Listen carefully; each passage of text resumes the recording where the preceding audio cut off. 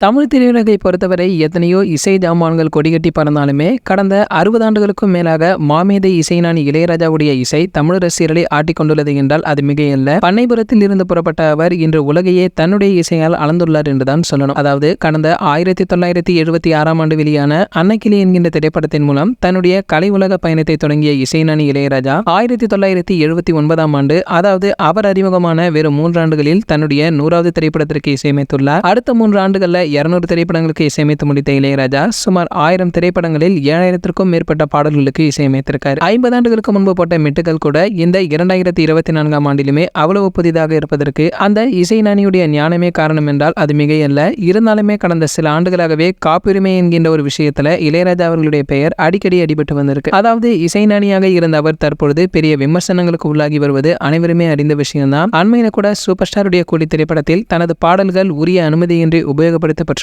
அவர் notice அனுப்பியிருப்பதும் குறிப்பிடத்தக்கது. மேலும் 200 கோடி வசூல் செய்த மஞ்சுமேல் பாய்ஸ் படக்குழுவினருக்குமே அவர் நோட்டீஸ் அனுப்பியது அனைவருமே அறிந்ததுதான். அந்த பிரச்சனை இன்றளவுமே பெரிய சர்ச்சைகளையுமே ஏற்படுத்தி வந்திருக்கு. இன்று இவ்வளவு கடராக தன்னுடைய பாடல்களுக்கான காப்புரிமை மேற்கோள் காட்டி நஷ்ட ஈடு பெற்று வரும் இளையராஜா பி. வாசு, மணிவண்ணன், சங்கிலி முருகன் மற்றும் பிரதாப் போத்தன் போன்ற முன்னணி இயக்குநர்களுடைய முதல் திரைப்படத்திற்கு ஒரு பைசா கூட வாங்காமல் இசையமைத்து கொடுத்துள்ளார் என்பது பல ஆண்டுகள் கழித்து அண்மையில வெளிச்சத்திற்கு வந்த உண்மை. சரி, ஓகே, இது போன்ற சினிமா பிரபலங்களை பற்றி நீங்க உடனே தெரிஞ்சுக்க நம்மளுடைய செய்தி துளிகள் நம்ம சேனலை சப்ஸ்கிரைப் பண்ணிக்கங்க. பக்கத்தில் உள்ள பெல் ஐக்கானை கிளிக் பண்ணிட்டீங்கன்னா நீங்க நம்ம வீடியோவை மிஸ் பண்ணாம பார்க்கலாம்.